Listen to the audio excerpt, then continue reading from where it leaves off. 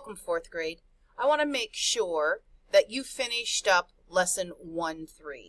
You should have completed Math Journal page 7 and walked back to me and had me go over it with you. Once I did that, I want you to go back and do Math Journal page 8. When you finish Math Journal page 8, go ahead and go to the answer key book. Correct your answers, see what you have right and what you don't.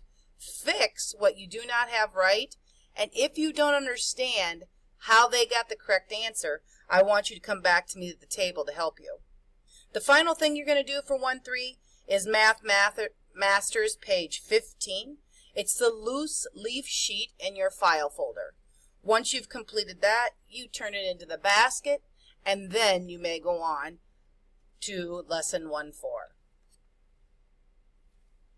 So here we are at lesson 1-4. I'm going to introduce you in this lesson to the student reference book, which is the hardcover book that we call our SRB. You're going to explore the student reference book, and we're going to go deeper and look at specific sections of that student reference book. And then we're going to work more on extending place value by reading about and comparing populations. So let's go ahead and get started with our mental math and fluency. Our first number is 39. What is the value of the 3 in 39? 30. I hope by now you're noticing that 3 is in the tens place, so 10 times 3 is 30, and that's its value. Our next number. What is the 8 in the number 98? Its value. Good. 8 is in the ones place, so 1 times 8 is 8, and that is its value. Our next number, 602. What is the value of the 6 in 602? 600. 6 is in the hundreds place, so 100 times 6 is 600, and that is its value.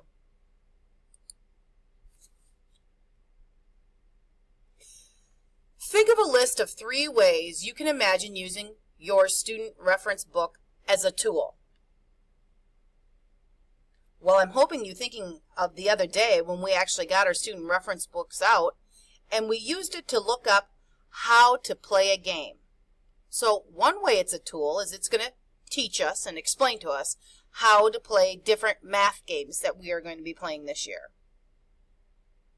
Another one would maybe be looking at a more explicit place to look up vocabulary words, to find their definitions within the glossary of that SRB. Or maybe you're going in to find out a little bit more or a different explanation about fractions or decimals or rounding, which we do for estimating. There are numerous ways that you can use your student reference book as a tool. So let's practice using this student reference book. What section of the book would we look to find out about measurement? Now, when you're looking for the word measurement, you should be looking for a subtitle that's bolded, either in a yellow color or a purple color, and it's highlighted. And you're looking for that specific word, measurement. I'll give you a hint. You're going to need to turn to page 5. Only this time it's not going to look like the number 5. It's going to look like the Roman numeral V. Pause the tape if you need to until you find it. Again, and sorry about that.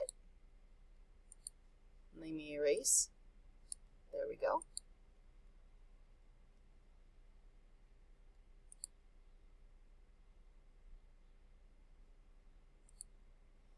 And I have to unclick this.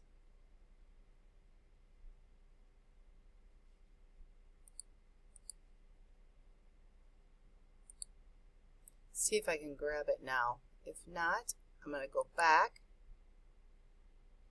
There we go. And go forward again. And hopefully that does it for me. What section of the book would we look at to find out about measurement? So look for this key word right here, measurement. And I told you it's on page V, which stands for 5. Measurement and data. That's where you would find it. So you would turn to page 177 to find more about measurement and data. Where would we look to find definitions of words? This is no different than when we go into guided reading, or if you were looking in your science book or in your social studies book and you were looking for specific words related to that specific book. Where would we look?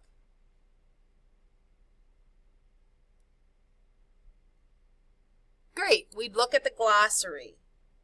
And here, it starts on page 301. So let's do a couple that are not on here. What page would we turn to in order to learn about fractions? So you're looking for that keyword fractions. Hopefully you noticed that it's on pages 123 to 176. It's bolded in a color on page 4, which looks like an I and then a V in Roman numerals. I believe it's bolded in a purple. Please find that section and pause this if you have not found it yet. What section do you think will be the most interesting for you and why? For me, it would be real-world data. I like knowing facts and about places that I maybe have been to or even those that I haven't, and finding out specific things about them.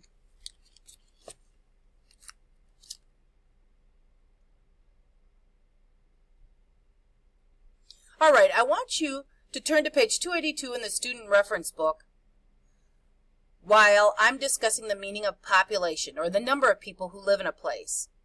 For example, the population of the United States in 2010 was about 309 million people. This data comes from the U.S. Census, which is the official count of the nation's population. Although the U.S. Census lists populations as unrounded numbers, these data are often not as precise as they appear to be. The census does not represent the true current population because by the time the data has been tabulated or counted up, the number will have changed. The U.S. Census only takes this data every 10 years. So, to review place value through the hundred thousands, I want you to find the populations for some U.S. cities and read them to yourselves. So, look at the Math Masters page 2 for reference. And that's this sheet that you should have right here, and it should be in your file folder. Look at the reference book and find Canton, Ohio. And what is its population? Please find it and say it to yourself.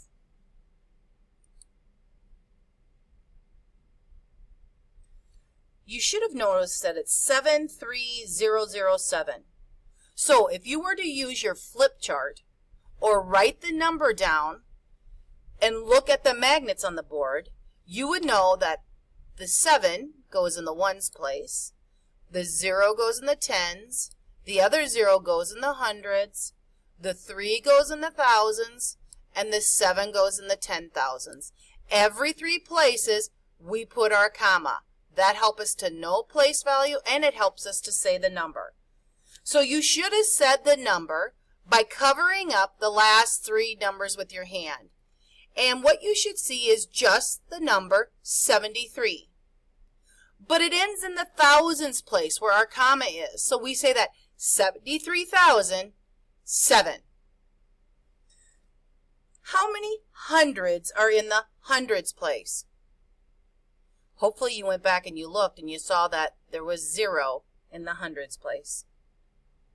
Next, I want you to look at the population of Boston. Say that number. Again, let's write that on our paper. You should have noticed 4's in the 1's place, 9's in the 10's place, 5 is in the 100's place, 7's in the thousands, 1 is in the 10,000s, and 6 is in the 100,000s. We go in 3 places, 1, 2, 3, and again, that's where our comma goes. So how would you say that number? I hope you're taking your hand and covering up the last 3 numbers and realizing again that that's 617, and again, the 17 ends in the thousands place, so 617,000, and we say the last 3 numbers as 594. What is the value of the 1 in the 10,000s place? Remember, all you're doing is take 10,000 times 1, which is 10,000. Which city is larger, Canton or Boston? Remember, Canton was the first one, Boston was the second. So how could we write that comparison number sentence to represent that Canton is smaller than Boston?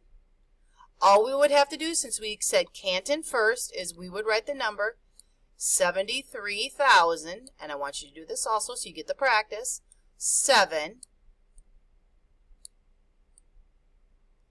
is less than, so my arrow points to the tiny part, the tiny end comes to the tiny number, 617,594.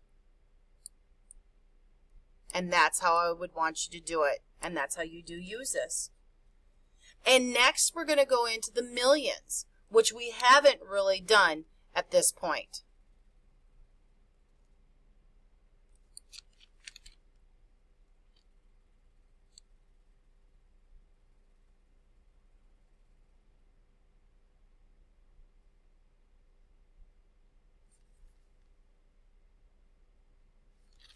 All right, so let's go back to the other page here real quick. I'm sorry about that. I was thinking that I had put 2 pages of this in, and I did not. So we're just going to reuse this for another opportunity to practice in the millions.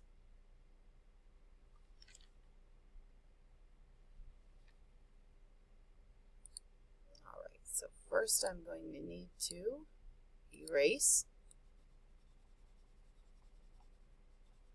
I'm sure there must be a quicker way of doing this than how I'm doing this,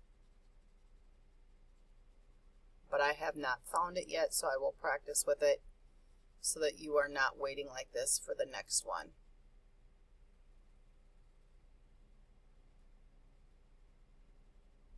I don't want you to get confused with any numbers that we've written already, so that's why I'm being a little bit careful here to make sure that I'm erasing as much as possible before I continue on. And as you can see with my mouse, this is sometimes a little harder to do than what you would think. All right, so let's get going. So, look at the population in New York City. Hopefully you can record this now on your sheet. The 3 goes in the 1s. A 3 goes in the 10s, a 1 goes in the 100s, a 5 goes in the thousands, a 7 goes in the 10,000s, a 1 goes in the 100,000s, and an 8 now goes into the millions. How was the number different from the other numbers that we were looking at? And I hinted to that earlier. It goes to the millions place. If the number goes beyond 100,000, it is millions. So again, we put a comma every 3 places. 1, 2, 3. It goes again in the thousands. 1, 2, 3. And now in the 100,000s. So you should notice that every word that has 1,000 in it is between a comma, and hundreds, tens, and ones is a comma. We say this number, 8 million. Again, 175,133.